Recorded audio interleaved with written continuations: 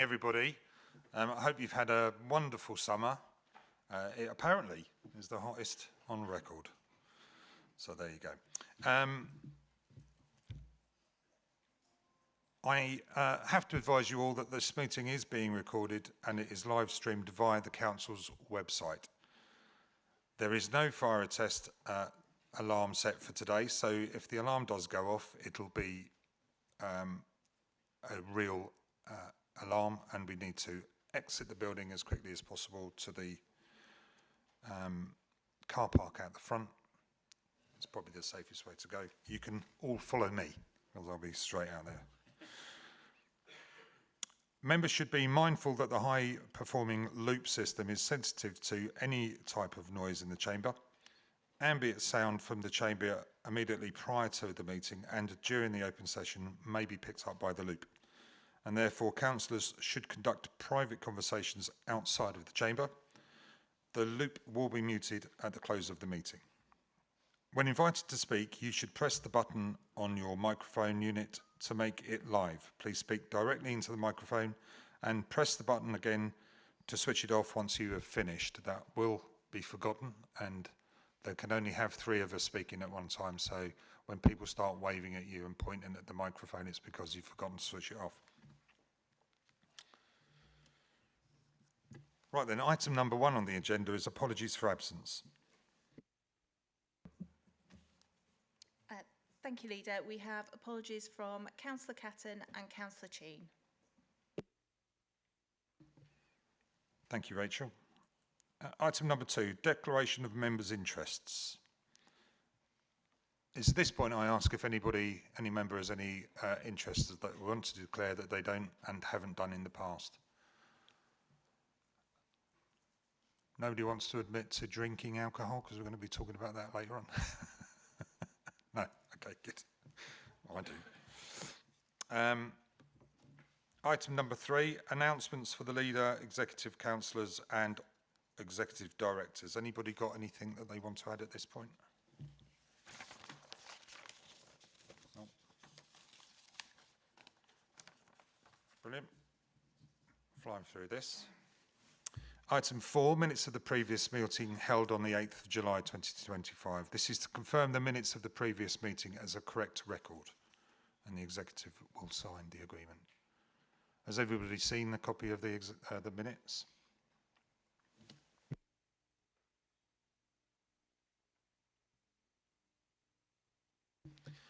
Okay, members of the executive then, if you're happy with those minutes, can I have a show of hands in the positive? Any against? I think that's unanimous.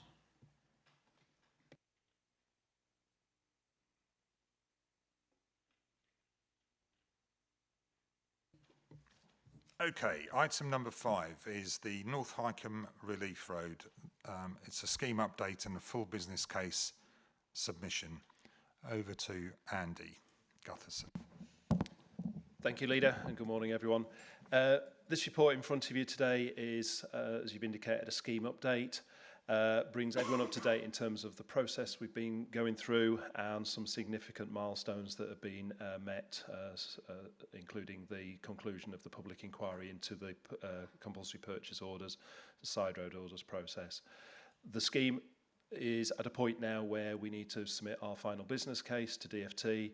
So the recommendations today are focused around the approval from the executive to go forward within that process.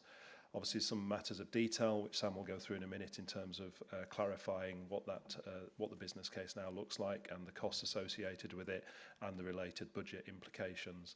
You'll also see in the recommendations a series of delegations to myself in association with relevant executive members to maintain progress. I think the other thing that's worth flagging at this stage as well, there will be a further report for the executive to consider at a point where the business case is signed off by DfT and we come back seeking the final approval to award the final contract to proceed. Providing the timescales that we're expecting DfT to work to are met, we would expect that to be either late this year or early in the new year. So if I now just hand over to Sam, he'll bring you up to date with some of the matters of detail that are set out in the report. Thank you, and good morning all. So I'll take the paper as read, but I'll pick out some pertinent elements of it, including a little bit of background to it. So prior to this stage of wanting or seeking approval to submit the final business case, there's various processes that need to be gone through. Two of the key ones, the first one being obtaining planning permission. So the planning submission was submitted in October 2023, and that's a very large document encompassing things like environmental statements and all the kind of details and surveys that need to go into it. As I say, that was submitted towards the end of 2023, and that was granted in May 2024. Now, I think it's worth identifying here that of a scheme of this scale and impact, that the level of objection was very, very low, both from statutory consultees and non-statutory consultees. And I think that sort of evidence and reinforces the general support of the scheme and the benefits from it. Following the planning application, the next stage in the process is to acquire the land. So that's done through two legal orders, one called the compulsory purchase orders, which acquires the land, and the other one is the side roads orders, which establishes or alters the highway rights to that. And they tend to go as one sort of process. We launched that or started the process after planning, and the orders were published, and it goes through a consultation period. And I know I mentioned last week, but to stress, schemes of this scale normally get 200 to 300, sometimes 400 objections, and this scheme receives 12. So again, reinforces the positive nature and the lack of objection around it. And of those objections, none of the objections were fundamentally against the principle of this scheme. It was more the details that were within it. Although even one objection will trigger the need for a public inquiry, which took place in July. So the public inquiry started with 5 of the objections already removed, and by the end of the inquiry, a further 5 were removed. So there was only 2 objections by the end of the inquiry, both of which didn't attend the inquiry nor provide any written sort of evidence as what their objections are. So we're now in the process where the inspector will write their report. My indication is it should be finished about now, and then that report will be issued to the Secretary of State to make the decision whether to grant the orders or not. I will not and cannot prejudge that outcome. It's inappropriate to do so. However, from what I've just outlined, we're confident, I think is the right word, of the orders being confirmed. But we hope to find out later this month, sort of middle to end of September. The next stage, and almost the last stage of getting to the point of starting the works, is then the submission of the final business case, which is what this paper is seeking approval for. You cannot submit the final business case until a number of activities have been completed, which is acquiring the land, hence the compulsory purchase orders, having planning permission, hence the planning before that, and various other steps. So this is the earliest stage, which is why we're coming now to seek approval to do so. Subject to the final business case, that will then confirm the rest of the 110 million. The council has already drawn down about 19 million of that 110 million to prepare the scheme to this stage. So this, as I say, this paper is seeking that. Now within the paper there, and Andy alluded to, there are a few significant elements within there. Namely, cost is a considerable one that we've highlighted. During the period of the previous update in 2023, there's been a number of changes within the scheme pre-planning and then during the planning process, which I outline within the paper. But there's 2 elements within the cost. One is that, yes, the costs have increased by circa 14 million, and that is a mixture of what we're defining as scope changes, things that couldn't have been reasonably or sort of imagined would occur, and things that actually we expected may or may not occur, positives and negatives that we've outlined within the report. And paying attention to the previous paper where we outlined a range rather than a figure, because the reality of schemes of this nature is the only thing I can say is it won't cost exactly that number. So instead we provide a more transparent range of what we think it may or may not cover. And equally in this paper, we've narrowed that range because we're more certain or less uncertain of what we're dealing with going forward. The other element I think is really important to highlight as well is at the outline business case, the benefit to cost ratio of the scheme was about 2.3, 2.4. And what that means is for every £1 you spend, you get £2.40 back in simple terms. That has increased to a BCR, a benefit cost ratio of over 4. So the benefits of this scheme, although the costs have increased, the benefits of it have exponentially increased. They've accelerated much further. So we're estimating through the Green Book basis that this scheme will deliver over £800 million worth of benefits to the economy. As I mentioned earlier, although all of this culminates in additional contribution, the DFT, within the way that they work, their funding contribution is fixed at the point of outline business case, the 110 million, and they do not revisit that value. That is their general manner of working. So that incumbence comes on the developing body, which in this case is LCC. I just want to, I'll cover the BATs in a moment, but just before I do, I just want to reinforce something that Andy mentioned as well. I want to be absolutely clear in this paper, this is not seeking the commitment of any of the funding. This is purely seeking the ability to submit the final business case, and there will be a further key decision paper towards the end of this year, probably start of next year, on the outcome of the final business case. Just finally, because there was a lot of conversation around the back bridges specifically, I just want to outline a summary of that. We have to undertake many surveys of a scheme of this nature, ecology and all the sort of fauna and creatures and so forth. But one of particular focus was the Barbastell bats, although we do have other bats within the scheme remit. Those surveys have to take place in spring, summer and autumn throughout a year's process. And they took place and they were finalised in autumn 23 prior to the planning application being submitted. These bats were discovered, they were found and evidenced through going through best practice survey processes. We then provided a measurement of risk mitigation against securing planning permission or not, knowing that the planning authority has manners of which they're working, advised to work, manners of the Habitat Act of how they protect against it. So we looked at the risk mitigation of putting mitigation in or not. The general guidance is looking at, first of all, avoidance. So can you avoid it completely, which we can't. They exist, they are there, as is the scheme. The next process is to mitigate the impact, which is what we did. The final is compensation, but that's very, very complex and very expensive. We discussed the mitigation with an impartial expert. I won't name the person's name because I don't think it's appropriate, but an impartial person who's not employed by Natural England was employed by ourselves to offer advice on this. And that's what formed the proportionate mitigation that's been presented here. We then discussed those plan proposals with Natural England to make sure that is sort of broadly what they're expecting, or they have sort of red flags pointing up, which they didn't, and then we submitted the planning application. And the sort of evidence that I talked about earlier of the planning application being successful with no objections, including no objections from Natural England, is, I think, a grounding to say that the mitigation, in their view, is appropriate. So I'll pause there and welcome any questions. Thank you, Sam.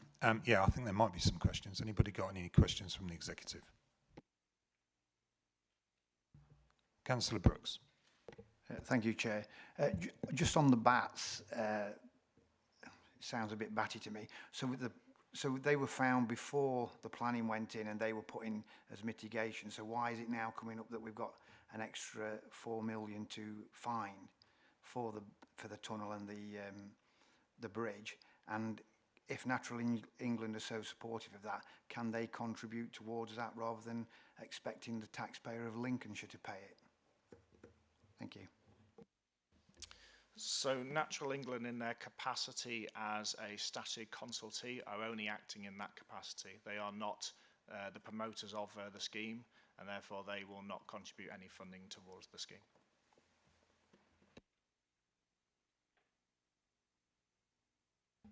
And the first question was why is the extra money now if it was already in the plans in 2023? Okay, apologise. So the cost increase, the prior update on the increase was prior to the planning. So this is the first it's the first opportunity to present the cost increases, although there have been sort of discussions around that. The reason being is that the process we've gone out to provide the update is not somebody sitting in an office and coming up with estimates of price. This is what the market is saying. So it's actually a very robust and expensive process to go out to the market every time we want to have a cost update. I think there's, I can't remember the exact number, but I think it's about 96 replies from actual companies pricing these things in.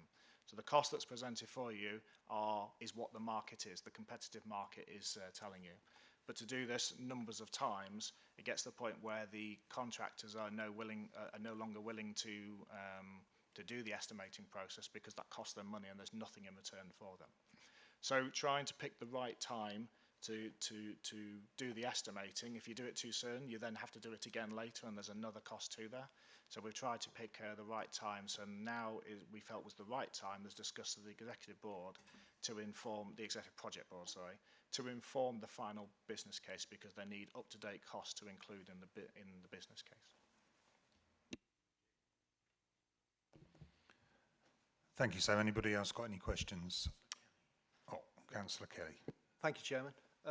Sam, when was the last time somebody went out on the ground to actually look and verify and validate the outcomes of the report? And, you know, when was the last visit most recently to see if there had been any changes to this bat habitat, etc., and if they are still there, to confirm they're still there?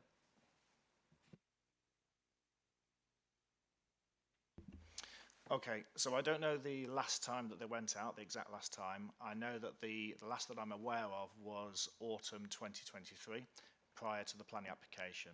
That's then relevant for it sits in statute for a 2-year period, which takes us to this state. There may have been further surveys, and I can go and find that from the team, but I don't have that information to date as whether any further have taken place. What I would suggest, because I think there's a follow-on question, is that if we undertook those surveys and they showed that they weren't there anymore, sort of what, you know, could they be taken out? The answer would be yes, but in order to do that, you would then have to do another round of surveys. Now, the surveys have to be over a seasonal period of the full year, so the spring, summer and autumn, and because we just missed the window, we wouldn't be able to do those surveys until spring next year. So we won't be able to conclude positive or negative whether they're there until around this time next year, around sort of August, September next year. Only then could we then, if they're not present and could limit or reduce the mitigation, then we could put a revision of the planning application in, but we'd be looking at a year's delay to that process. Thank you, Sam. Understood. And my follow-on subsequent question would be, if we're basing this information on data that's, what, over 2 years old, then is it not worth conducting a quick on-site review to then shape what we do going forward? I'm more than happy to put my wellies on, go out on the ground, and you know, and look at you know, the nesting arrangements or whatever of where the bats are, just to give us that confidence and assurance that what we're doing or the measures we take are justified and it's appropriate expenditure of taxpayers' money. So, first of all, I'm not saying that further surveys haven't taken place. I just don't know. Maybe further surveys have been taken place over the last 2 years. But even if we went out now and discovered that they weren't there, it doesn't change, unfortunately, it doesn't change our position. The planning application is what it is. And in order to change the planning application, you would need additional surveys to prove the absence of them in order to change that. So even if we did the surveys now, through the planning process, we can't simply then take the mitigation out. You would have to go back and revise your planning application. Otherwise, you're delivering a scheme that's not in adherence with your planning. Thank you, Sam.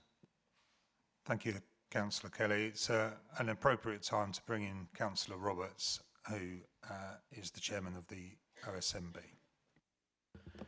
Thank you, Leader. The proposed bat mitigation measures were the main focus of the board's discussion. So I will deal with these first. A total of 3.4 million for these measures is an extraordinary sum of money, and most members of the public, I'm sure, will find it difficult to comprehend such a large sum for bats is included as part of the costs of the project. I'm grateful to the Executive Director and the Head of Highways Infrastructure for their explanations last week on the planning process and all the legal background on this, and also for the explanation on how delays to the start of the scheme will only increase costs of the whole scheme. However, We as members of the board are not happy about this extra cost on bat mitigation measures, and we recommend that an independent review should be undertaken before the council proceeds. Whilst we fully understand that the council needs to put a business case forward at this stage and get it agreed before this vital project can actually move forward, otherwise, as I have said, the costs will increase again and the funding will not be available. Another area we explored was the money that the council would have to borrow, as at some point the council will have to borrow to take the scheme forward. We have been assured that as a council have been making voluntary revenue provision in recent years to mitigate the impact of large capital programme schemes, it is in a strong position to manage its borrowing costs and seek the most advantageous rates from the Public Works Loan Board. Finally, just to clarify, this item was considered by the board because of timing, and in the future relevant scrutiny activity will be undertaken by the Highways Transport Scrutiny Committee. But I would add that the board, we will be receiving a Treasury Management report later this month and will be in a position to explore the borrowing topic further so the council gets the best rates possible for its loans. Thank you. Thank you, Councillor Roberts. Are there any more questions regarding the North Highcombe Relief Road from the Executive? Councillor Kelly. Chairman, thank you. On page 24, at 1.4.8 of the report, it shows that there is a large increase in Anglian Water costs. I believe the their C3 estimate that was used by the council in October 23 had a cost of 3.1 million, and their recent C.4 estimate that's been provided is now 6.5 million. There's been no change to the scope of work, so we would like to understand why the increase in costs, especially if the Lincolnshire Council taxpayer is going to be liable for those increases. It just plays into the public's hand in regards to their perception of authority procurement processes. If they say one price, double it and then add a bit more on, which is justified in this case. So what I would recommend is that a meeting take place here in Lincolnshire between yourself, Chairman, and other stakeholders, and the CEO exec of Anglian Water to discuss this increase in costs, to justify it, and also to look at other matters where Anglian Water's activities impact on Lincolnshire's opportunities for growth, development and productivity. Thank you, Chairman. Thank you, Councillor. That might be quite a long meeting. But no, I take on board your recommendation. Yeah, absolutely. I think I need to sit down and try and work out what on earth Anglian Water think they are doing, doubling the cost within sort of 18 months. It beggars belief, if I'm honest. So there might be a legitimate reason, but it is not, or we are here specifically, mainly to try and mitigate the cost to the taxpayer of Lincolnshire, and if we can cut that back down to what it was before or close to what it was before, I think we're doing our job there. Any other questions? Councillor Oliver.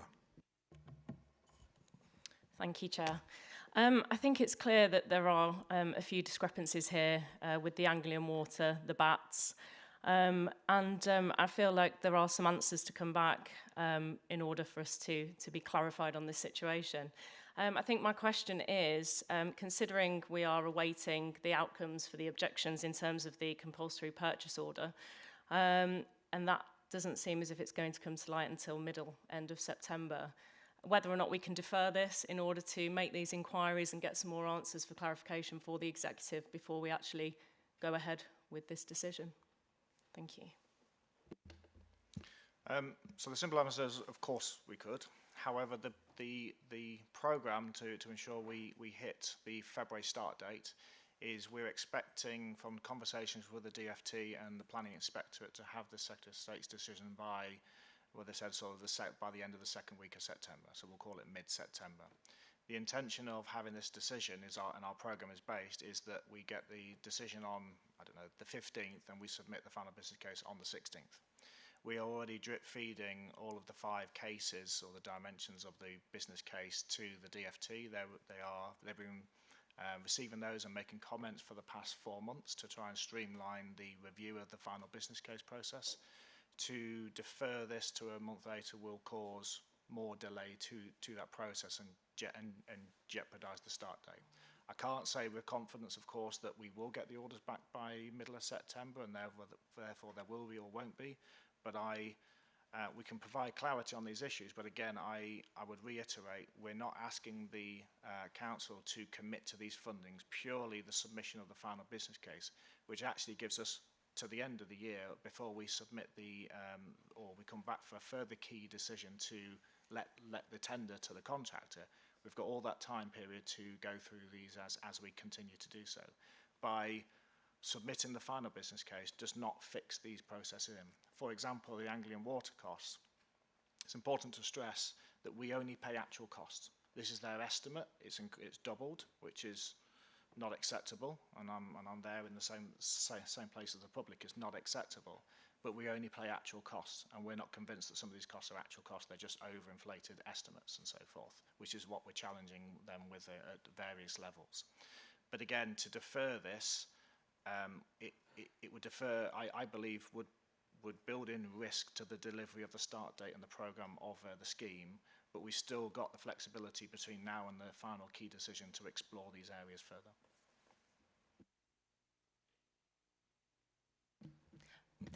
Thank you very much, Leader. So just to add to that and support what Sam was saying, that the recommendations, apart from recommendation 1, which may be that we amend a recommendation 1 in relation to the paper, is very much to submit the business case so that then we can seek approval and we can successfully gain the Department for Transport monies. In relation to the council's monies, then that would need to come back for a further recommendation. Now, in the recommendations on the paper, recommendation 1 is to recommend that the council, through its budget setting for the capital programme, provides the additional financial contribution of just under £14 million for the scheme. Clearly, one option for the executive would be to make an amendment to that and ask for a recommendation that is delegated to the leader of the council or the portfolio holder in terms of recommending for the budget setting for the council scheme, and to delegate that particular point outside so that you don't lock the executive into that.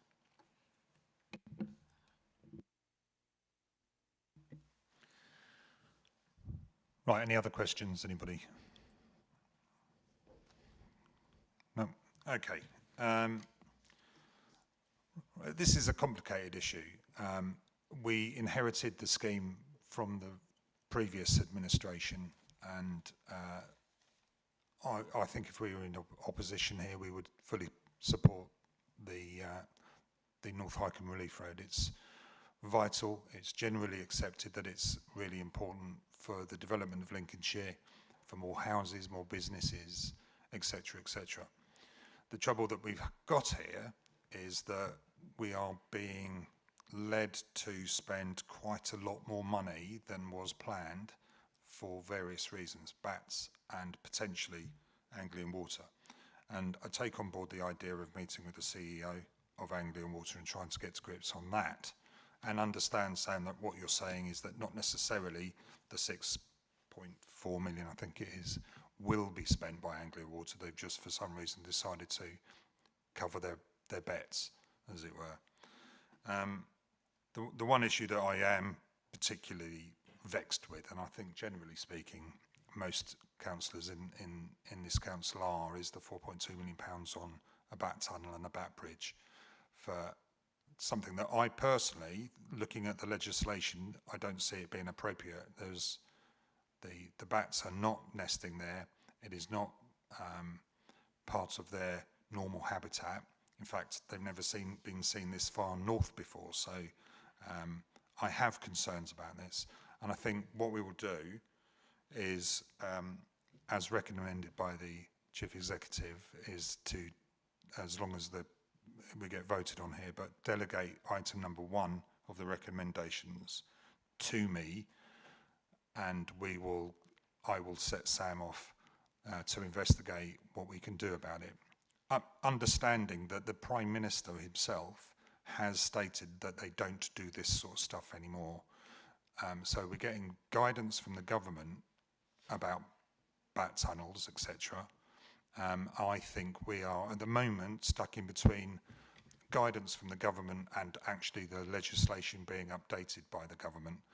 And I don't think it's appropriate for us to just sign off on £4.2 million worth of taxpayers' money when I think probably in a couple of months' time that will have been changed anyway. I've asked the Member of Parliament for Boston and Skegness to bring this up in Parliament, and I will write to the Environment Secretary to seek clarification on their behalf. But in the meantime, I think it's wholly appropriate to delegate item 1, but to continue with the rest of the items so that we can proceed with the business case. So, how do I do that? What I would suggest, looking at Nigel there frantically, that recommendation would be amended to say that the executive recommends that the leader of the council considers additional information regarding the cost from Anglian Water and the bat mitigation before the council confirms its budget setting process, confirms its budget setting for the capital programme, and then agree whether the additional financial contribution of 13.989 million for the North Highcombe Relief Road scheme. So I'm not going to repeat that. So for the executive then, can I have a show of hands, please, for those that support that? So I'm going to recommend that. Can I have a seconder, please? Thank you, Councillor Gibson. Can I have a vote then, please? All those in favour? Any to the contrary? Abstentions? No. It's carried unanimously then. So, Sam, can I ask you to investigate further, see what we can do? My personal preference is the taxpayer shouldn't be paying for it, no matter which department pays for it. But if we can get the government to pay for it, then so be it. If that's the only way to get the road on the go, as it were. Yeah, happy to look into options available and come back to you, Leader. Thank you very much.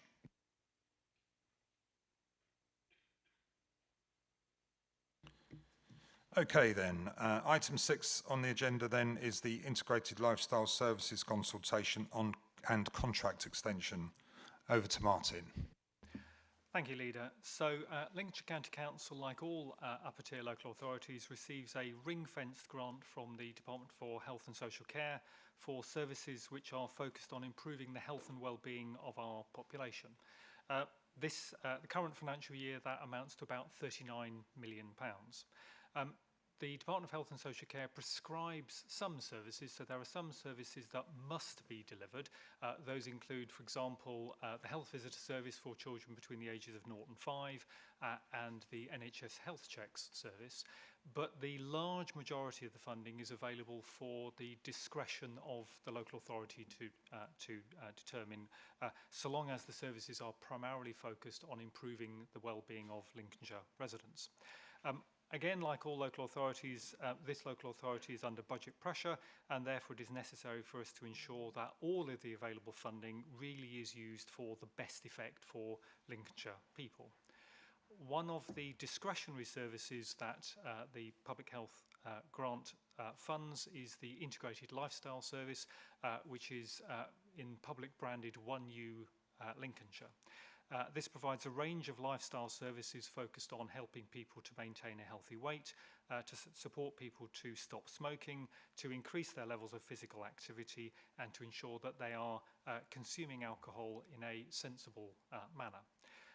The service currently receives £2.7 million from the Public Health Grant. Our local NHS provide a further £500,000 because of the impact that the healthy weight services have for people who are preparing for operations.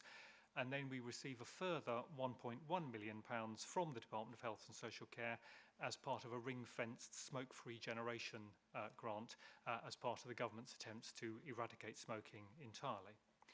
The current contract for the Integrated Lifestyle Service finishes shortly. Indeed, it's due to finish at the end of the current calendar month. And this is therefore a good opportunity for the Council to take a step back to consider whether this is the best way for the Council to spend the funding that is available to it. Essentially, it's an opportunity to reflect. So the report that's in front of the Executive proposes a public consultation to gather the views of Lincolnshire residents about the priorities for healthy lifestyles, and also to gather views about people's experience of the Integrated Lifestyle Service as an existing service. And in order to enable there to be time for that public consultation to be undertaken, and then for consequences of any decisions to be made, we'd be looking for an extension of the current contract for a further year.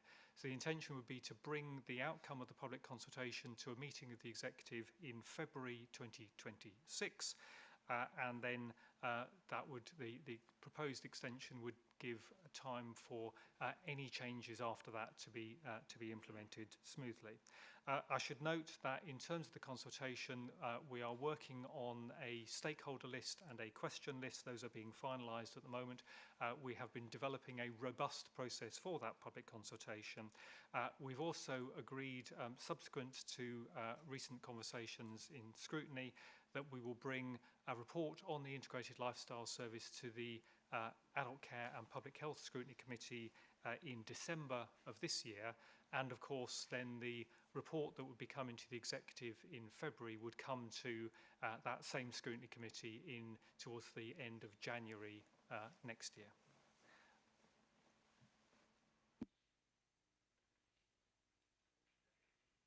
Take it away. Thank you, Martin.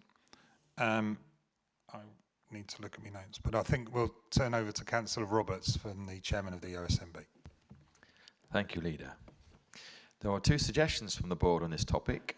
Firstly, the board emphasises that everyone should, on the whole, take responsibility for their own lifestyle and their health and well-being, so that public expenditure is put to good use and is not wasted unnecessarily. We also believe that where individuals themselves pay for a service, they're more likely to make use of it. However, we recognise that some individuals need extra help and guidance in terms of their lifestyle, for example, weight reduction and stopping smoking. We suggest these views to be taken into account in the future planning of this service. The second suggestion, which is an overview and scrutiny arrangements, has been addressed. As I understand, there are plans for the Adult Care and Public Health Security Committee to look at this topic, together with members of the Health Scrutiny Committee on the 3rd of December. There will be further consideration by the Adult Care and Public Health Scrutiny Committee on the 28th of January 2026, where, subject to the Executive's decision today, the committee will consider the outcomes of the consultation and the plans for the future service. Firstly, or finally, I would like to thank the Executive Director for his explanations and clarifications at the board last week, which are summarised in the statement circulated. Thank you. Thank you, Councillor. I now invite any questions from the Executive. Councillor McGonigal. Thank you, Martin. So I was just wondering if you could share your perspective on the amount that the NHS contribute towards the ILS, considering that they benefit considerably more than the one reason shown in the report. Do you think that the amount that they contribute is fair and sufficient? So the £500,000 provided by the NHS is specifically in relation to the impact that the Healthy Weight Services have for people who are awaiting operations. So it is targeted for that particular cohort, and the NHS has calculated that the benefit that they receive is based on that. I think the NHS would take the view that given that the entire service is funded by a ring-fence grant from the Department of Health and Social Care. So it doesn't come from Lincolnshire taxpayers, it comes from the Department of Health and Social Care, which is of course the sponsor department for the NHS as well. I think the view from the NHS would be that this is already therefore funded by the health system, and therefore it wouldn't be appropriate for the NHS to be making an additional contribution on top of that, which is already coming through the ring-fence grant. That's great. Thank you, Martin. Anyone else? No? Councillor Clegg. Thank you, Chairman. And I'd like to thank Martin Samuels for the report, and indeed Councillor Roberts for your feedback from last week's OSMB meeting, and indeed to my fellow councillor for his question today. I'd like to share my observations, if I may, and I'm going to reflect back on last week's OSMB meeting, which I attended. I'm going to do that on several points that I'm going to make. The suggestions, the comments from attendees, for the most part, were very informative and constructive, but sadly, and I'm very disappointed to say, some of the remarks from opposition members, not all, I admit, but some, came across as predictably political, but more importantly for me, regretfully, unimaginative and unambitious. Now, the recommendations we have in the report before us today, it reflects this administration's stated ambitions, which is to ensure that every pound of taxpayers' money is spent as wisely and as cost-effectively as possible. The report acknowledges, of course, that there are cost pressures facing not just this council, of course, but councils throughout the country. But it is not focused on cost cutting. I emphasise that point, excuse me.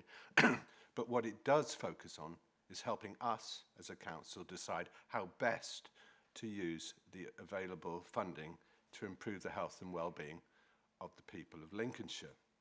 And indeed, coming back to last week, contrary to the assertions raised, we are not rushing through these recommendations. And indeed, just to put it in context, within about 4 weeks of the new administration, we decided to actually extend the existing service, which was due to expire then, to the end of this month. So that's a further 3 months than was originally planned.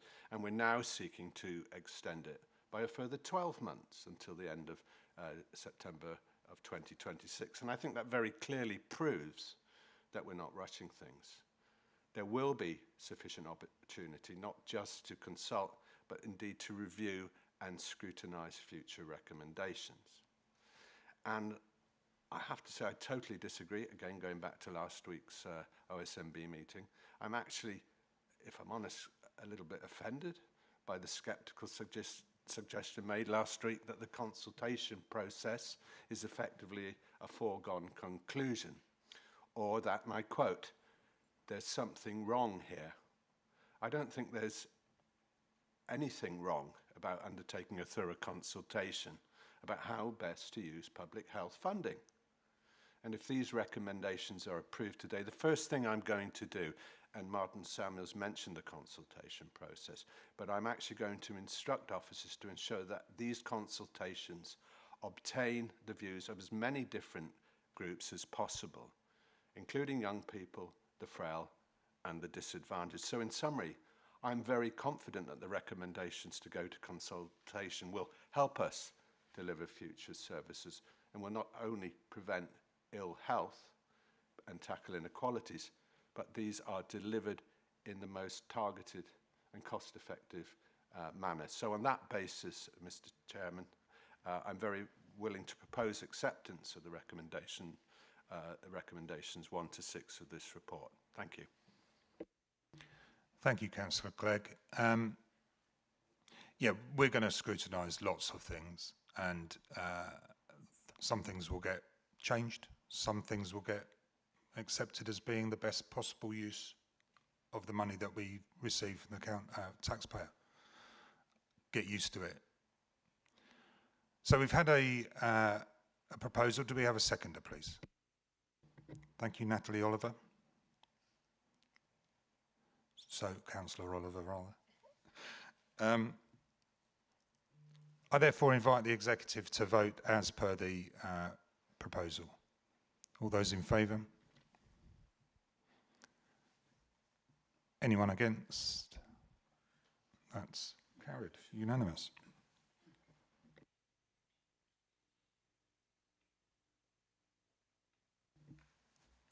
Okay, item number 7. Property Rationalisation Programme. Over to Mark. Where are you? Yeah. Thank you, Leader, and good morning, everybody. I just wanted to provide a brief summary of the Property Rationalisation Programme ahead of any questions. So, Property Rationalisation Programme has been established with 3 key objectives. So, we increase revenue savings, we generate capital receipts, and we reduce underutilised property and land, generating capital receipts where available. The report that I've submitted for consideration and approval today, it highlights opportunities available to the Council to meet these 3 objectives. This totals 76 properties where either a disposal, options appraisal, review, or even a separate strategy will be considered at a future point in time by decision makers. That covers aspects such as windmills and travellers' sites.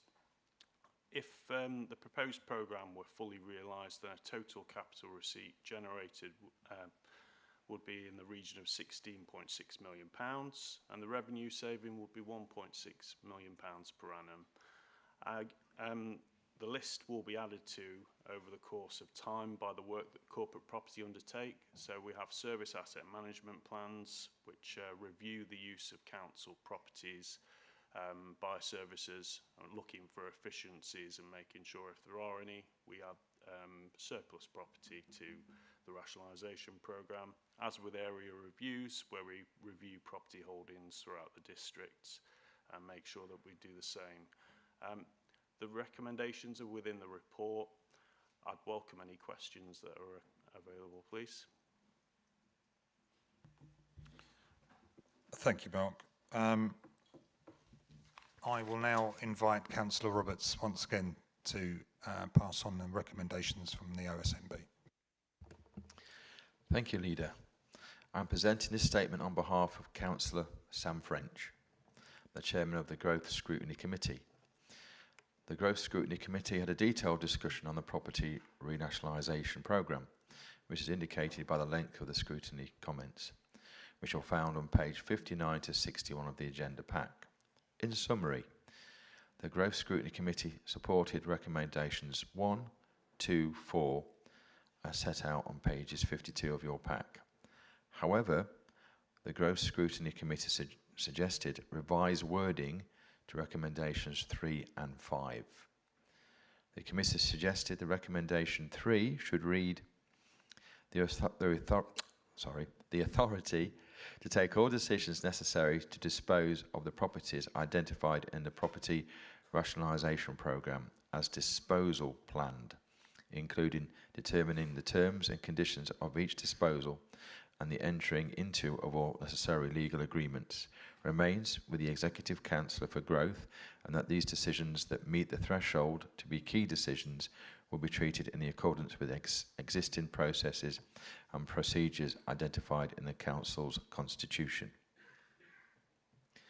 The committee suggested that recommendation 5 should read, subject to the Executive Council for Growth being satisfied that such option appraisal justifies disposal, the Executive Council for Growth to take all decisions necessary to dispose of such remaining properties identified in the Property Renationalisation Programme, save those referred to in paragraph 6 below, including determining the terms and conditions of each disposal and entering into all of the necessary legal agreements.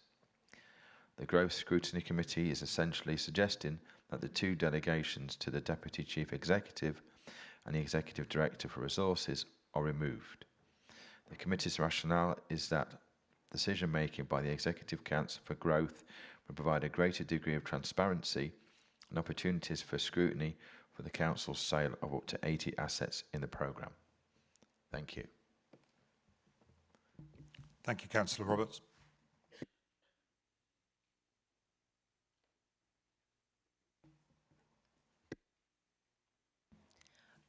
Thank you. Just to confirm that again, my understanding is that with regard to the changes in relation to the recommendations, is that those are already in the Constitution delegated to Andrew Crookham in his statutory role.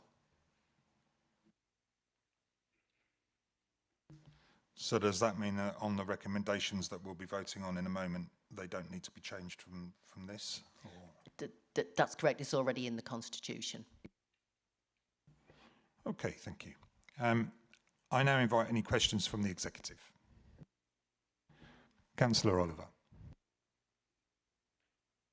Thank you, Chair. Less of a question, more of a statement. I just wanted to congratulate Councillor Kelly for actually bringing such a forward-looking document to scrutiny. It's never happened before. So I think, you know, in the drive for transparency, I think that just showcases our approach as an administration and how we are approaching such instances. So well done, Councillor Kelly, for that. Yes, and I pass on my congratulations as well, Councillor Kelly. Any other questions? Councillor Gibson. Thank you, Chairman. I just wanted to raise awareness on page 59, item 6A. It's in there. Local member been consulted in each individual case where a property is recommended for disposal or rationalisation? The officers will consult with all local members as part of that process. I don't feel like this is something that's happened over the last 4 years that I've been here, Chairman, and I welcome the fact it's in there and urge the officers to, and have already, to make sure this does happen. So any property that comes up, whoever the councillor is, they're consulted and asked for their opinions. I think it's vital. The councillors are the ones that know that Scouts or Cubs or Brownies are looking for a place and can always offer alternatives that officers might not know about. So I welcome that addition, Chairman. Thank you. Councillor Kelly. And Chairman, just to just to reiterate and reinforce the point there made by Councillor Gibson, you know, as part of this process, it is transparent and it's there to ensure best value for money, whilst also taking into account all of the requirements of the local community as well. You know, we've added a social value in regards to, you know, the purchase of the properties, etc., or the land and such like, and indeed the consultation with the local councillors, because they're things that could be missed, you know, at county level, where, you know, the person on the ground has the full understanding of what the requirements are. So it's important we get the buy-in of all key stakeholders to ensure that we get best value for the properties or land, etc., whilst also optimising the uses of those assets and properties going forward. So that's me. Thank you. Thank you, Councillor Kelly. Any more questions or comments? Councillor Brooks. Thank you, Chair. Could I just ask if there is robust covenants in place for the farms and farmlands being sold, that they won't be allowed to put solar farms or wind farms on those lands? Thank you. Mark?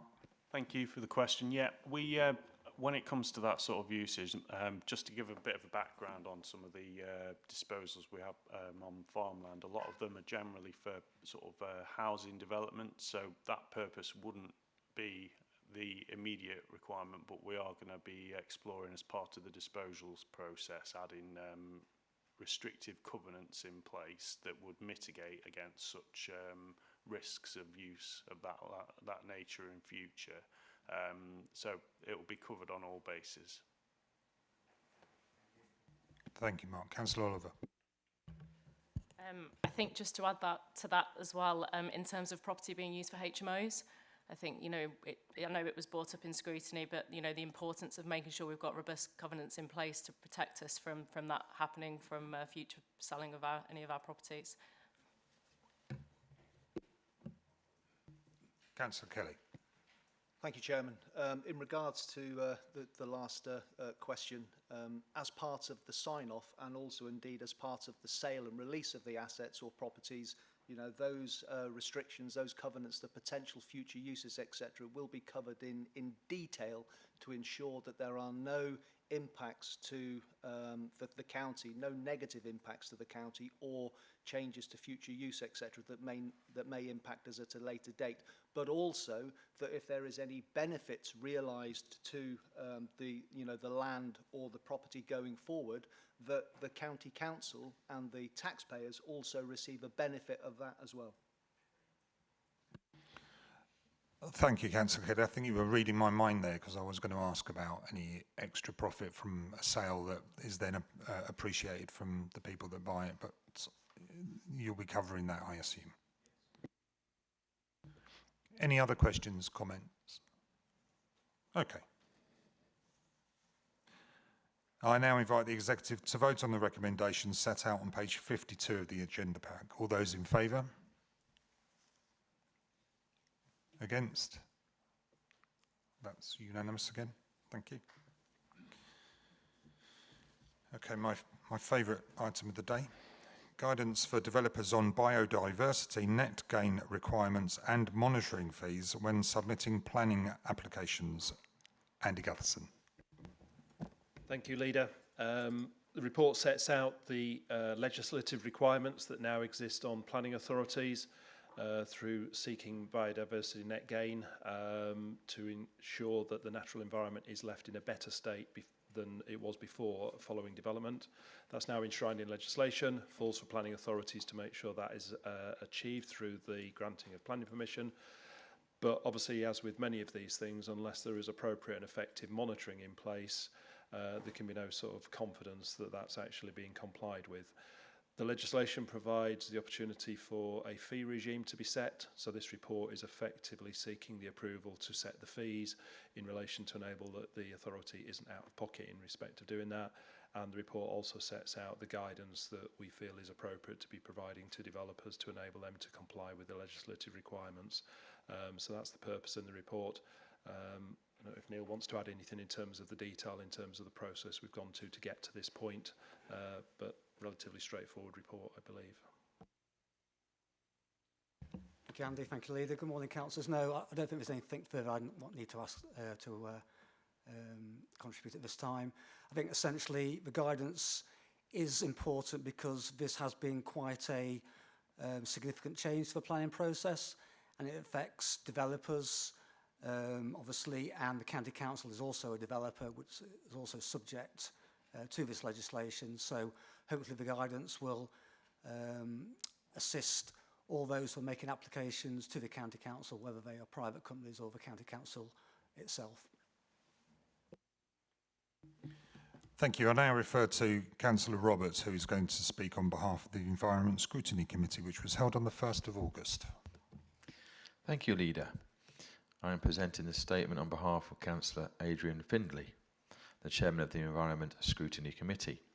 The statement is on pages 79 to 81 of your agenda pack, and I understand that one of the key themes for the Environment Scrutiny Committee is the complexity of this new legislation.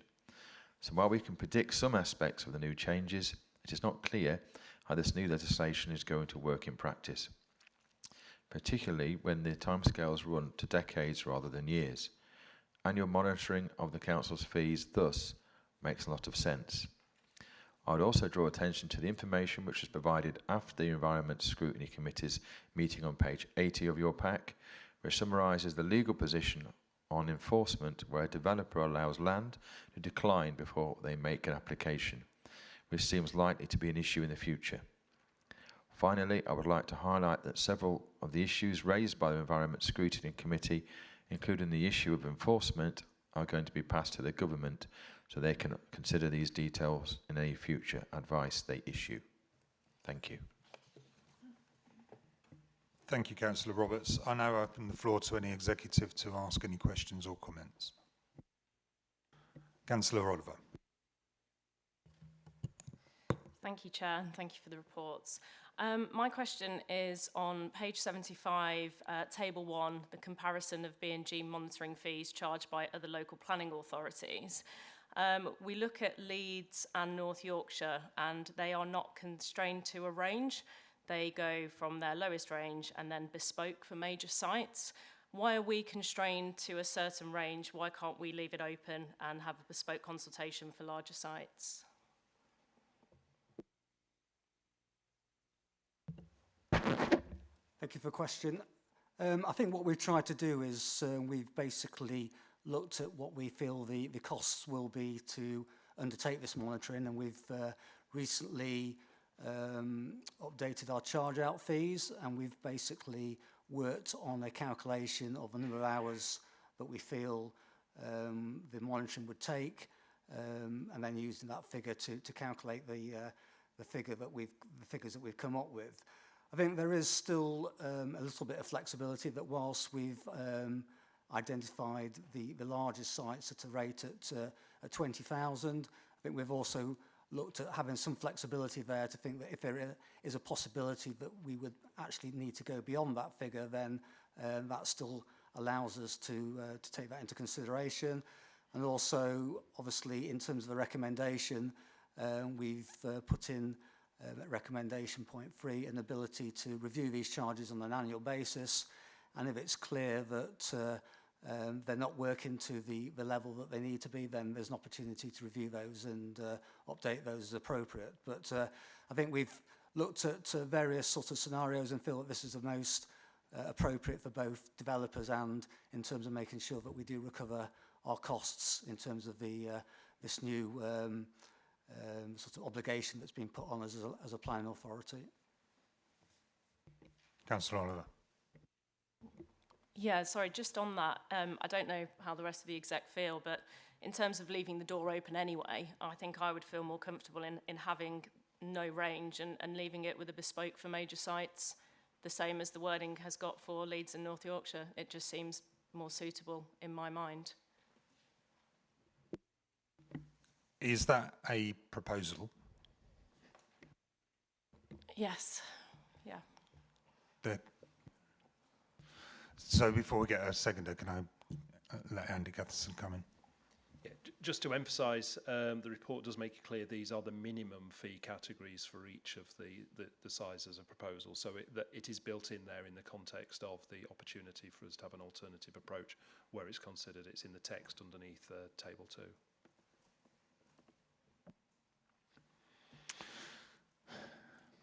I tend to agree with Councillor Oliver. I don't know why it's a very odd number as well. How did you come to that? 493. Councillor Brooks. I'd just like to second Councillor Oliver's proposal.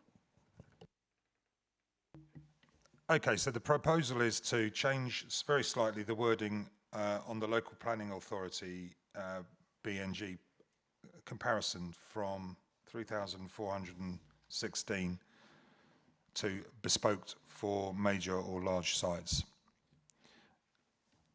Can I have a vote then? All those in favour? All those against? That's carried unanimously. And Neil, if I could ask you to amend that for us, please. Thank you. It just gives us a bit more of a range, and I think we are in agreement. Councillor Kelly. Apologies, sorry, Chairman. Just for transparency, if we're going to be asking these charges, are we going to be providing the chargee with a breakdown of costs to demonstrate our costs, etc., so that there is full transparency of the cost mechanism? Yeah, I mean, I think in terms of the requirements that we need to do is we will undertake monitoring at various periods of time, so it's after 5, 10, 15, 20 years, and then once we've done that monitoring, we will provide a report back to the developer to show whether we think they've undertaken what they need to do, and if they haven't, then obviously we'll make them aware of that. So we do, at the moment, in terms of monitoring mineral sites, where we do charge for that, we do provide a breakdown for developers so that they understand where their money is going, and they can see, hopefully that they are getting value for the contributions that they're making in terms of the information that they're getting back from us. So the principle of that breakdown being supplied will be carried through with this recommendation as well? Yeah, we can certainly make them set out exactly what they will be getting for for the charging that we're taking place, the monitoring that they'll get, and also they'll get a report to confirm whether that they are complying with the requirements or not. And if they're not, then we'll explain to them what they need to do to make sure they do get themselves into compliance. And what we're doing in the not too distant future is updating our enforcement plan, our local enforcement plan, which is going to come to the executive shortly as well, to show that if developers don't do what they're supposed to be doing, then there's a mechanism there to get compliance. Thank you for that, Neil. And just to reinforce the point, as I said, it just demonstrates the level of transparency between us, the council, and the end user as well. So much appreciated. Thank you. Councillor Clegg. Thank you, Chairman. If I could just draw people's attention to page 74 and 75, reference resource requirements. The third paragraph of that section refers to, it says, when implemented, the fee structure proposed above is likely to result in adequate income to meet the requirements of appointing an additional ecologist. I'd actually like reassurance that it will cover the cost. I would not us to be in a situation where we recruit somebody and their costs are not covered. Thank you. Yeah, certainly the way this has been set up, and it also does not just involve Town and Country Plan Act monitoring, it also involves monitoring of NSIPs as well. And we're confident that putting the two together in terms of the contributions that we will get from NSIP developments as well, that we'll have more than enough resource to cover for the costs of undertaking this monitoring. Thank you. Thank you very much. Okay, so with that, that's not an amendment, is it? Was it? Proposal. Sorry, yeah, thank you. So I think just in relation to the recommendations, I think we would need to make a minor change to the recommendation, which would be to approve the recommended approach to the monitoring of the BNG and charging of the associated BNG monitoring fees with the amendment agreed at executive. Okay. All those in favour? All those against? That's carried unanimously.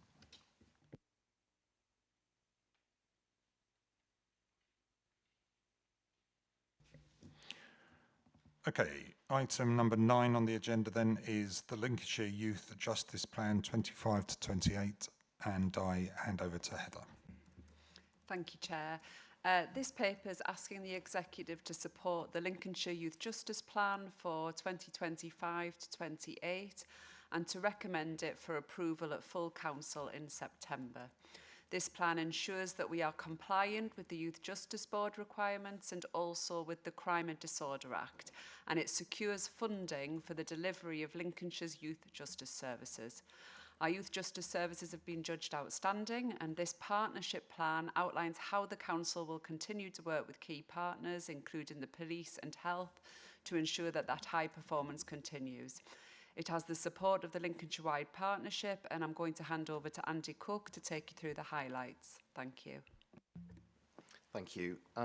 So yeah, it's just in terms of the Youth Justice Plan for Lincolnshire, I guess one of the first things I'd probably highlight is it's a lengthy plan, and there's a couple of reasons for that. One of the reasons is the sort of prescribed nature of the content, which is set out by the Youth Justice Board in terms of all the things we've got to include within it, which are some of the pragmatics, such as structure, funding, and resources and so forth. But I think another element of why it's so detailed and comprehensive, I guess, is the scope of the offer to children and young people in Lincolnshire, and it is really broad, and I think Lincolnshire's at the absolute forefront of that offer for children and young people. So the plan was presented to the Children and Culture Scrutiny Committee. It is, as Heather says, a statutory document that ensures our compliance with the grant conditions as set out by the Youth Justice Board. So just to highlight, the funding arrangements for the service are obviously come from a number of different streams, including the local authority, but also the Ministry of Justice via the Youth Justice Board, and also support through the Police and Crime Commissioner funding as well. It is, as it says, it reflects a 3-year plan which sets out the ambitions of the service, and it sets out also its key priorities for the coming years. And alongside those priorities is some of the innovative work being undertaken to support those priorities, which is really important to see. As we say, it builds upon the outstanding HMIP judgment in 2023. It reflects a child-first approach, which is really important to us, and it's ultimately very ambitious for the children and young people in Lincolnshire as well. I think what I'd want to do is to highlight the strength of partnership working, because obviously the statutory nature of the Crime and Disorder Act instructs partners to come together within Lincolnshire couldn't be achieved without those key partners. So thinking of key partners such as obviously Lincolnshire Police, partners within health and probation, as well as children transition into adult services as well. So as I said, that collaboration both comes in terms of funding, but it also comes in respect of resources as well through secondments to the service, which we've been able to maintain and obviously become a key part of a multi-agency, multidisciplinary approach to working with children. So what I would say is, as I said, and hence the reason why this is really comprehensive, is that the Future for Me service, which is the vehicle by which we deliver this, is a really way from the formal criminal justice system, through our work in youth and community development, through Positive Futures, supporting children around mental health through integrated complex care, and in the work we undertake in respect of children who are missing or potentially at risk of exploitation as well. All those things are absolutely key and strong priorities. I guess from an assurance perspective, the oversight and governance is achieved through a multi-agency strategic management board, which meets quarterly. That provides a really strong oversight of funding and performance, and what the plan also reflects is that performance is really strong in this area for Lincolnshire around some of those key metrics, which include first-time entrants, and we have as many children and young people in education, training and employment as well. So all of those key metrics are really strong as well. So, as I said, that scrutiny is strong, and it's provided by that quarterly management board meeting, but it's also provided by regular monitoring through the Youth Justice Board of the National Performance Measures, and ultimately through HMIP as the Inspectorate for Youth Justice Services.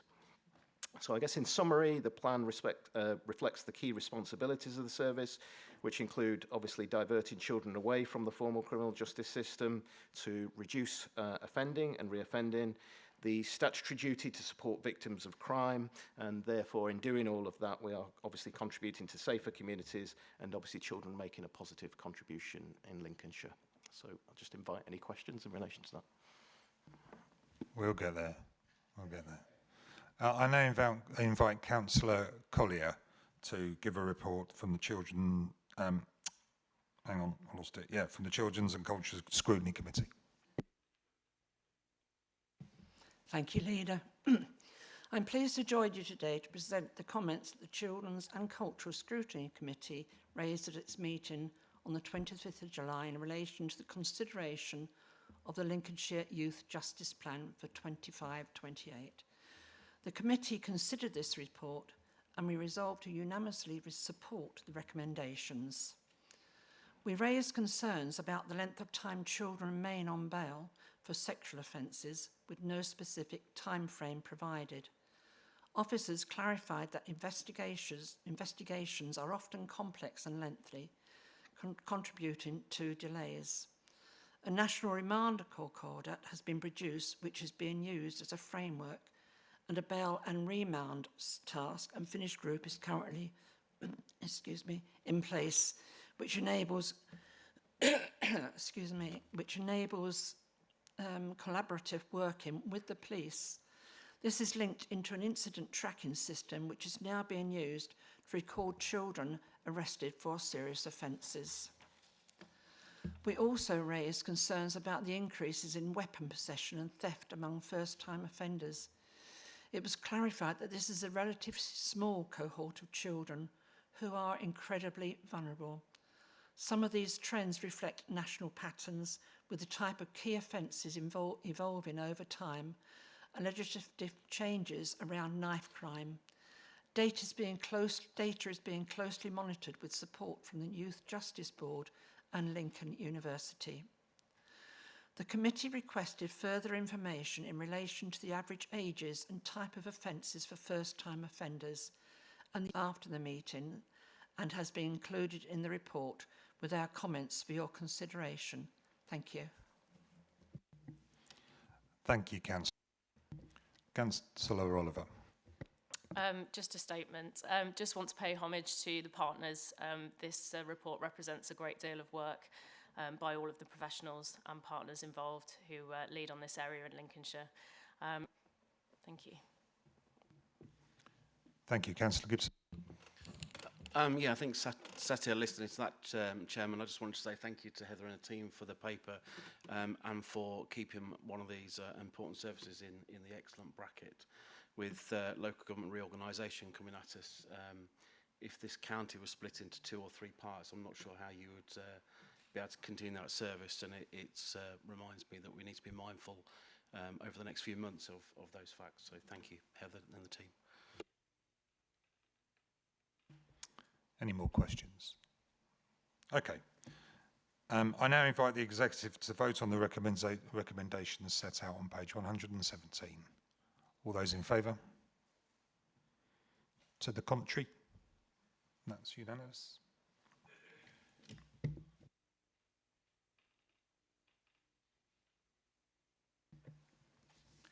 Okay, item 10 on the agenda then is review of financial performance 25-26 first quarter. Over to Michelle. Thank you very much, Leader.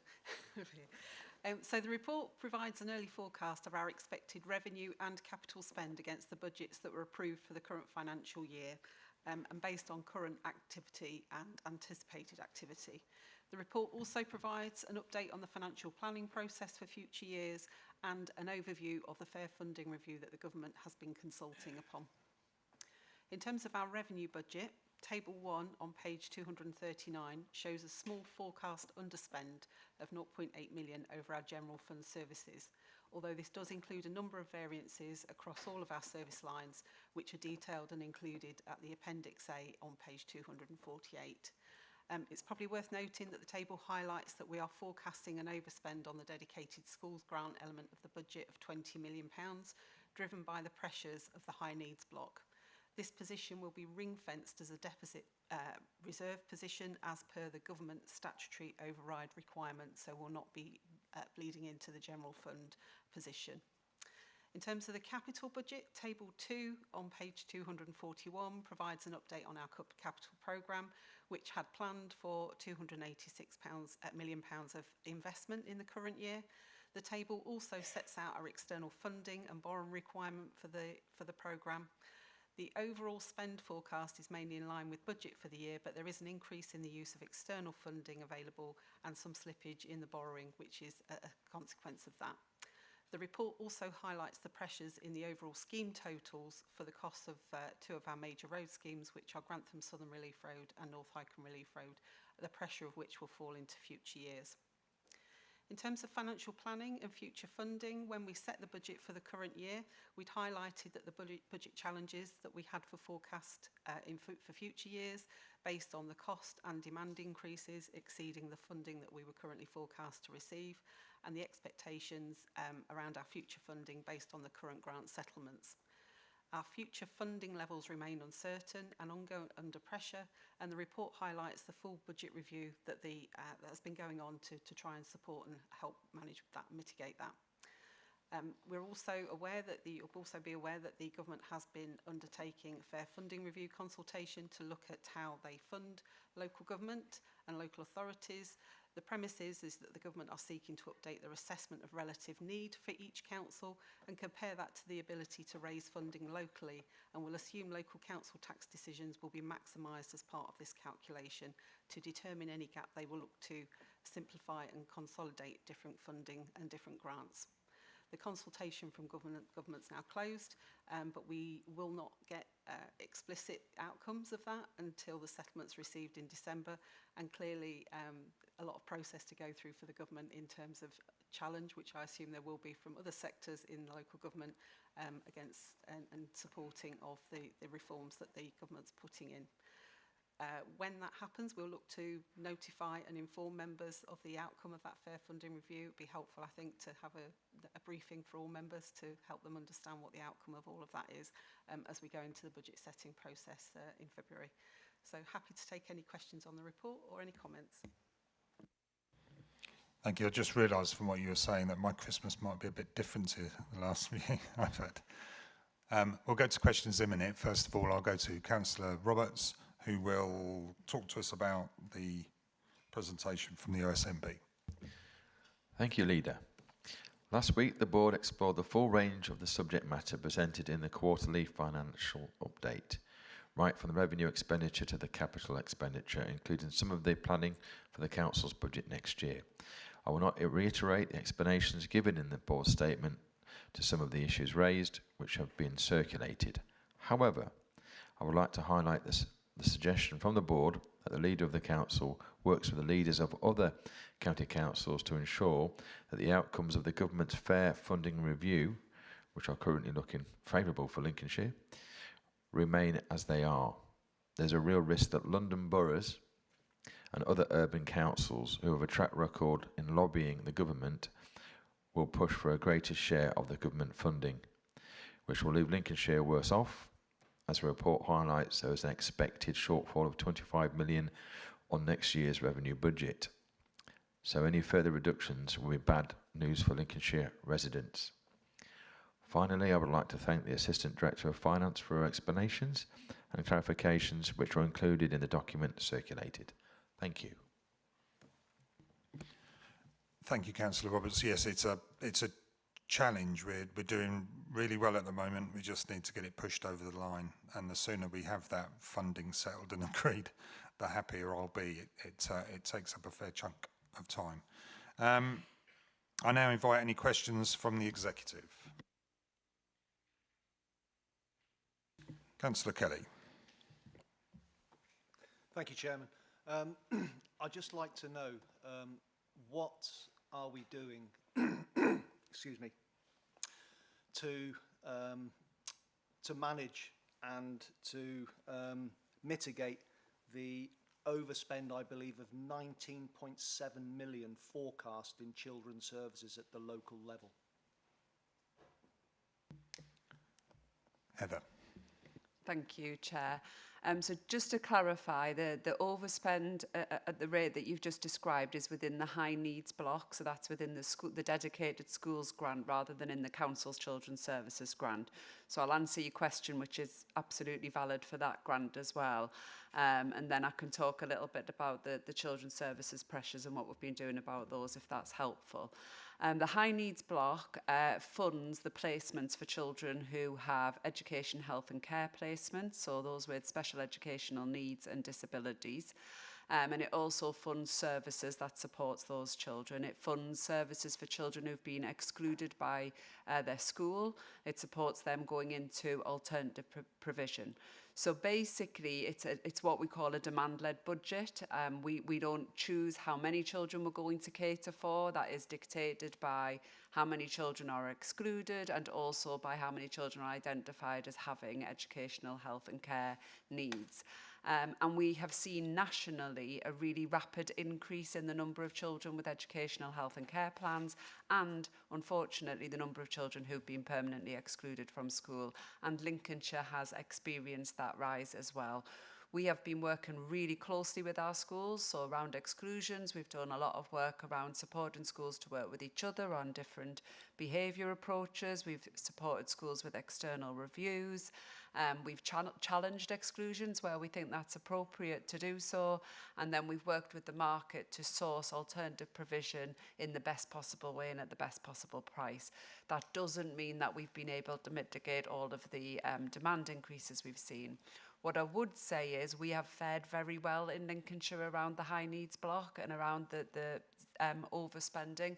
So we are amongst the last in the country, and our overspend, whilst it is at 19 million, you know, definitely a cause for concern for us. It is nowhere near the extent of the overspend that is being seen across other parts of the country.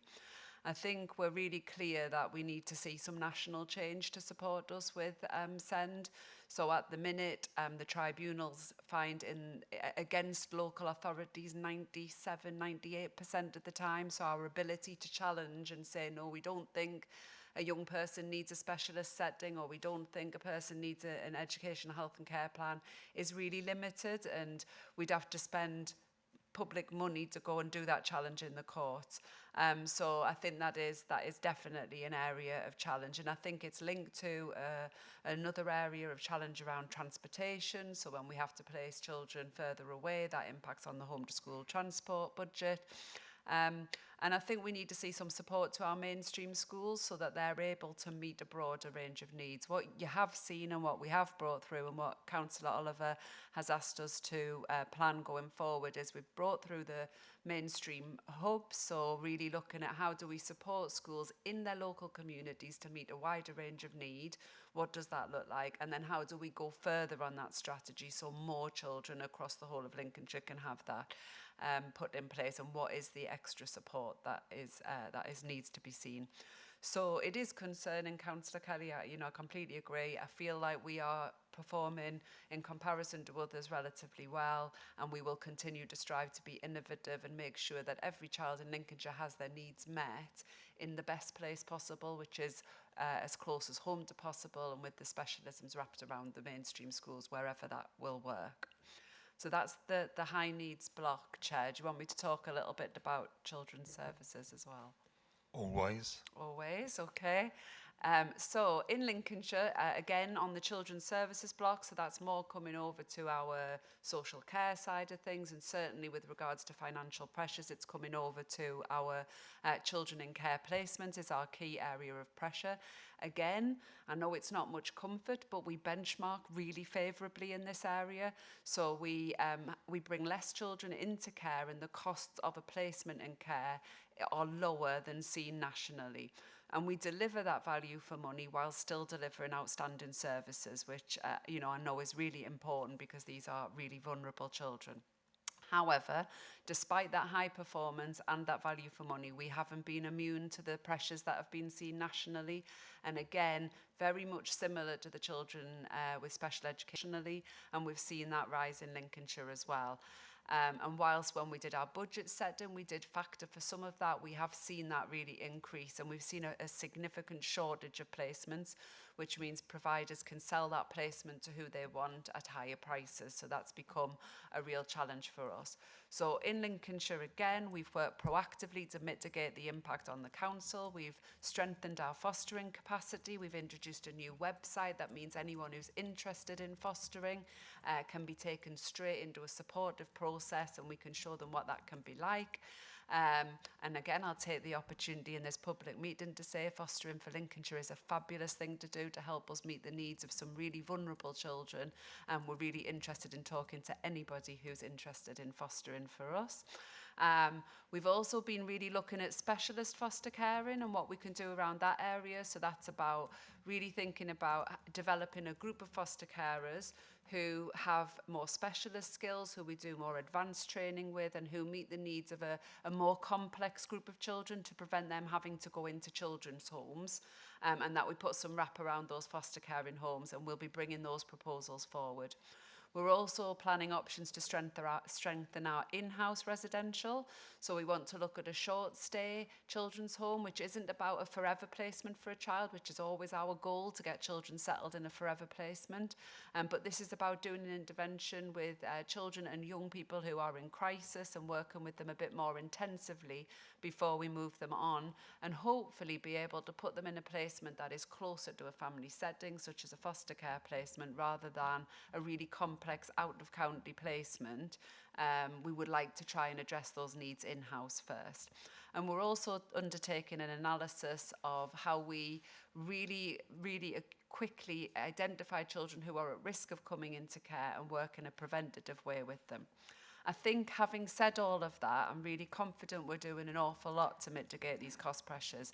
I think there is no doubt this will continue to be an area of cost pressure for the council, and I think it will be one which needs to be factored into the budget setting process. So, you know, in terms of being realistic, what we can do before that budget setting process is limited when you accept that we're already performing really, really well in this area. Thank you. Thank you, Heather. The passion is always appropriate and welcomed, especially for fostering. I'll make a couple of points. First of all, there's a white paper on special educational needs and disabilities going into the from the government going into Parliament in November. Councillor Oliver and I have had meetings with members of Parliament regarding this, explaining the position that we find ourselves in and the importance to get special educational needs and disabilities sorted. It cannot continue as it is.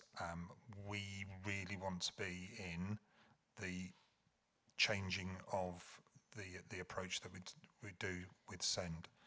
I think we're also arranging a meeting with the MP for Lincoln, Hamish Faulkner, who's quite keen to talk to us about that as well. So hopefully it can be a cross-party approach to dealing with SEND, because at the end of the day it is vital for all our children that this is looked after and dealt with appropriately. And you're right, if we continue in the route the way we're going, we won't be the first council to go broke, not by a long, long way. So things will have to change, and I hope that the government is aware of how. Oh, I'm fairly certain that the government is aware of how important this is. I'll say one final thing, two final things. Firstly, 98% rejection on our appeals is crazy.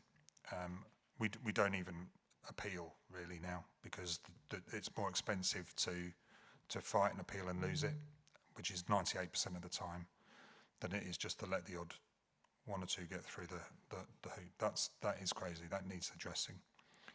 And finally, and it may sound a little harsh, but the reality is, if everybody's special, then nobody's special. And we need to start considering the range where children are special. I know all of my children are special to me, but that doesn't mean they need special educational needs. We need to review that and think about better ways of assessing what children are requiring needs and which don't. Councillor Kelly, you wanted to say something? Yeah, just one other question, if I may, Chairman. It's a child's future is, I would imagine, is far better if that child goes through mainstream school.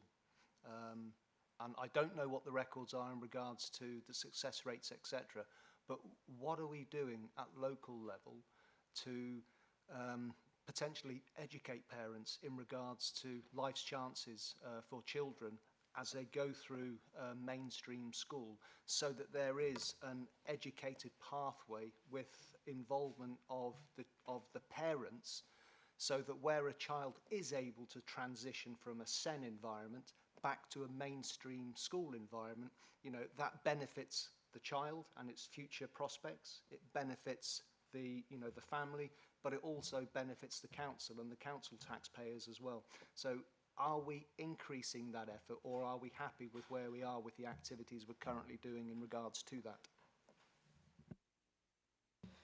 Thank you, Councillor Kelly. So some children hugely benefit from specialist provision, and we need to be absolutely clear about that. So the vast majority of children do thrive in mainstream school. And then some children absolutely need specialist provision and thrive there. And it's that group in the middle, and it's about making sure that we support mainstream schools to meet as many of those needs as possible. And we've seen nationally a shift away from that. And nationally there is a drive now to think about how do we move back, because it is unsustainable the way in which the system has moved. So we work with parents through two vehicles effectively. So we work through our schools, And so most parents have a really good relationship with their school, where their children go. And so it's about working with schools, giving schools confidence to meet that need, because we know where schools are confident, they give that confidence to parents. It's about being really honest when parents come and look around a specialist provision, that specialist provision has got some fantastic resources, but it actually has not got resources that mainstreams have got. So, for example, it won't have at secondary level separate science teachers. It won't have the same breadth of curriculum development across the whole of the national curriculum. And for some children, that's absolutely appropriate. That reduction in the curriculum is absolutely appropriate. But for others, keeping that breadth of curriculum and going on post-16 to a mainstream pathway in employment is something that you wouldn't want to give up. So I think it's about having those conversations. And then the other way in which we interact with parents is through our special educational needs team. So every child with an EHCP will have a caseworker. We do annual reviews where we'll talk about the appropriateness of a placement. I think when we see those national reforms, I think we will need to think about what the council needs to look like to work with schools to deliver those reforms more effectively. And I think the government will need to think about how councils are funded in order to deliver that. So I would like to think that we'll be able to focus our teams less on administrative processes and more on working with families and schools and giving that confidence to families and schools. But I think we need the national reforms for that to be a possibility. Thank you very much. Any more questions? Councillor Gibson. Thank you, Chairman. Thank you to Michelle and Andrew for the report. Nice and well set out and easy to understand, especially the underspend and overspends. It'd probably be remiss of me, Chairman, with my colleague not sat next to me to notice highways has got a slight underspend at the moment, and I'm sure he'll be asking to make sure that underspend stays with highways. Whilst we're on it, Councillor Cheen did have his hip replaced last night, and it went well. I'm sure we could probably all wish him well from the chamber, Chairman. The one that I'm not quite so sure on, Michelle, I wonder if you can add some detail, or maybe Andrew, is the fire and rescue underspend. I'm not quite sure whether they're covered off and whether that's going forward, or whether we're okay and there won't be any more along the lines of what's in this paper, please. So I can pick that up if anybody else wants to add in after. I'm sure they can do. So I think there's 4 areas of the fire overspend that's kind of listed in the report, and they're all temporary, I would suggest. So one of them is we receive a grant from the Home Office, now MHCLG, in relation to the employers' contributions for fire pensions. We were notified of a figure for that, and the grant has come in as not as much. So we will deal with that through our pay contingency, and the same for, I think there was an item for a gold book pay award that hadn't been fully budgeted for in the fire service, but we hold provisions for pay inflation and pay awards in the corporate budget that will help to, we'll make sure that gets addressed as part of the in-year process for issuing out the provision for pay increases. There was a issue about the FireLink grant, so we had short notification. FireLink is the fire comms response system, and we had short notification that grant was being reduced early, so we will build that into the future budget to make sure that gets addressed for future. One of the overspends as well is about the additional cost of the response to the prohibition notice that was served at the Brayford. I'm sure the service will look to try and recover that through the legal process that I'm sure will be in place around that, the management company with that. We have a contingency that we can use to support any of the services that if they've got unexpected costs during the year, and where some of those costs will be ongoing, we'll address that through the budget setting process. Thank you, Chairman. Okay, thank you very much. I now invite the Executive to vote on the recommendations as set out on page 239 of the agenda pack. All those in favour? Any against? Unanimous. Item 11 on the agenda then is appointments to outside bodies. There's a slight alteration because we realise that when I can't sit on one board, it would be handy to have somebody that's involved in transport sitting on that instead of me. So it's just a few alterations on this sort of regard. Nigel. Thank you, Leader. I think you've covered it there. It's a short report. I know there has been that request to change the name substitutes appointed by the County Council to the Greater Lincolnshire Combined County Authority. Such appointments are reserved to the Executive, and so this report sets out the formal process to enable that to happen. The effect of the changes mean that Councillor Tom Catton will replace Councillor Liam Kelly as one of the named substitutes for yourself, Leader, and Councillor Kelly will replace Councillor Catton as named substitute for Councillor Ingrid Sheard. The recommendations on page 287 reflect those changes. So that's it, Leader. Thank you. Thank you, Nigel. I'm not thinking anybody's going to want to talk about this, so we'll go straight to the vote. I invite the Executive to vote on the recommendations set out on page 287. All those in favour? Just questioning whether...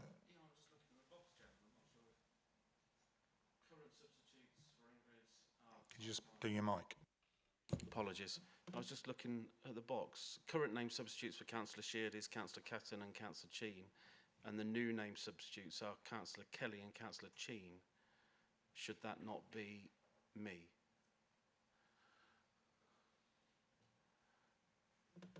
Page 288.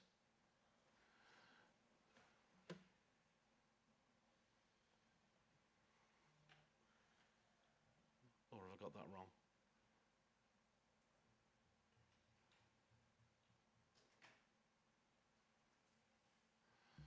No, I think it's right.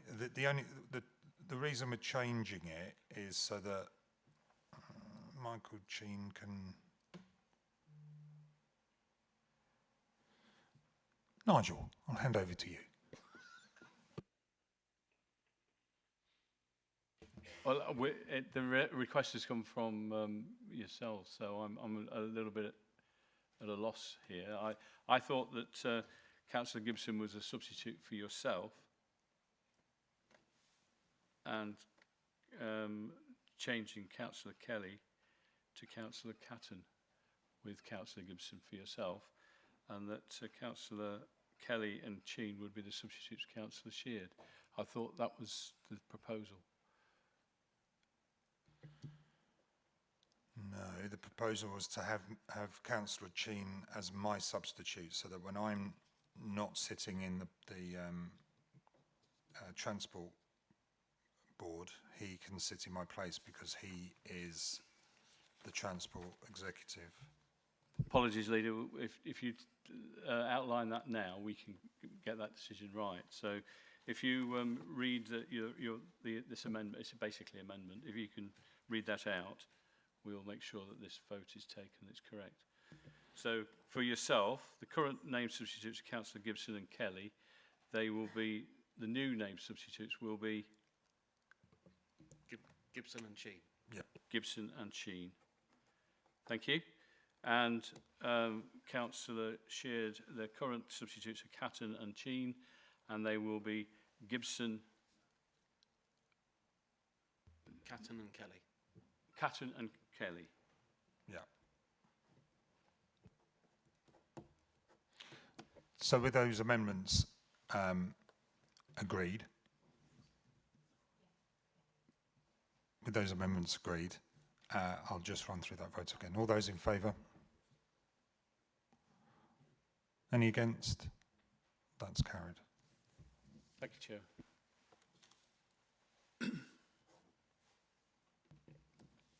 Okay, we come on to the last agenda of the last item on the agenda, and before we get on with that, I'd just like to thank the staff that put the new lighting system in here. It makes such a difference. It's nice to see everybody, and none of you are green anymore. So I hope the people on the televisions and watching it in the background see that it's a new bright future.